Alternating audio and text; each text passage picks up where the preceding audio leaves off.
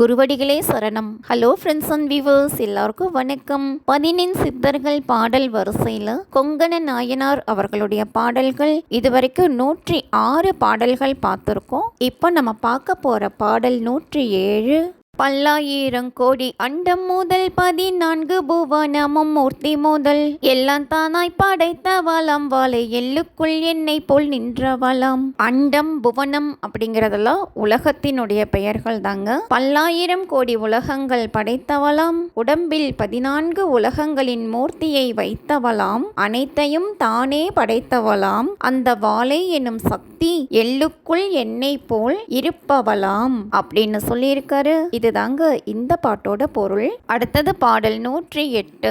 தேசம் புகழ்ந்திடும் வாழைக்கும் இத்தமிழ் செய்ய எனக்கு உபதேசம் செய்தால் நேசவான் வீர பெருமாள் குரு சாமி நீல் பதம் போற்றி கொண்டாடுங்கடி.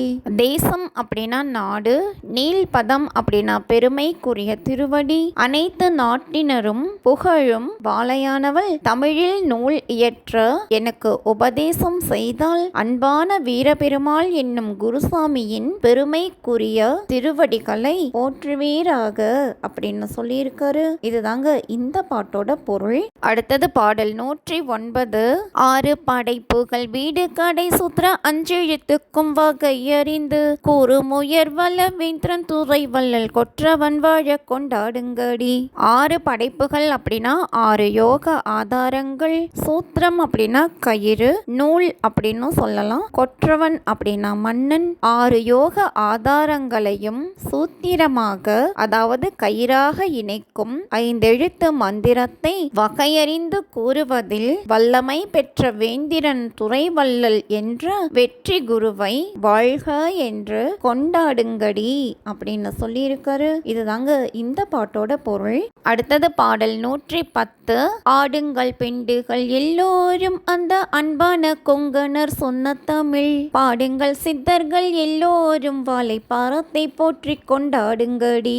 ஆடுங்கள் அப்படின்னா ஆடுங்கள், பெண்டுகள் அப்படின்னா பெண்கள், பரம் அப்படின்னா தெய்வம். பெண்களே நீங்கள் எல்லோரும் ஆடுங்கள், கொங்கணர் அன்பாக சொன்ன தமிழை பாடுங்கள், சித்தர்கள் மற்றும் வாழை தெய்வம் இவர்களை போற்றி கொண்டாடுங்கள் அப்படின்னு சொல்லியிருக்காரு. இதுதாங்க இந்த பாட்டோட பொருள். அடுத்தது பாடல் 111. சித்தர்கள் வாழி சிவம் வாழி முனி தேவர்கள் வாழி ரிஷி வாழி பத்தர்கள் வாழி பதம் வாழி குரு பாரதி வாழை பெண் வாழியவே. பத்தர்கள் அப்படின்னா பக்தர்கள், பதம் அப்படின்னா திருவடி, பாரதி அப்படின்னா துர்க்கையாகிய வாழை பெண், சித்தர்கள் சிவபெருமான், முனிவர்கள் தேவர்கள், ரிஷிகள் பக்தர்கள், குருவின் திருவடி, துர்க்கையாகிய வாழை பெண் ஆகிய அனைவருமே வாழ்வார்களாக அப்படின்னு சொல்லியிருக்காரு. இதுதாங்க இந்த பாட்டோட பொருள். என்ன ஃப்ரெண்ட்ஸ், பாடல்களும் விளக்கமும் உங்களுக்கும் தெளிவாக புரிஞ்சிருக்கும்னு நினைக்கிறேன். இத்துடன் கொங்கண நாயனார் அவர்களுடைய 111 பாடல்களும் நிறைவடைந்தன.